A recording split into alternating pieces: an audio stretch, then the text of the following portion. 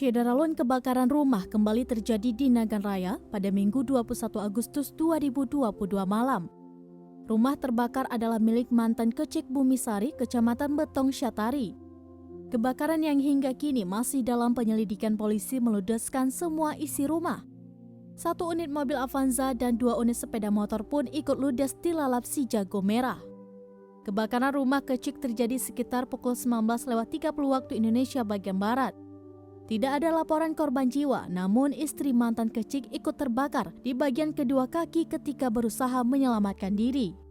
Kalak BPBD Nagan Raya Irfan Darinadi mengatakan, dalam memadamkan kebakaran, armada pemadam dikerahkan serta dibantu TNI, Polri, dan masyarakat.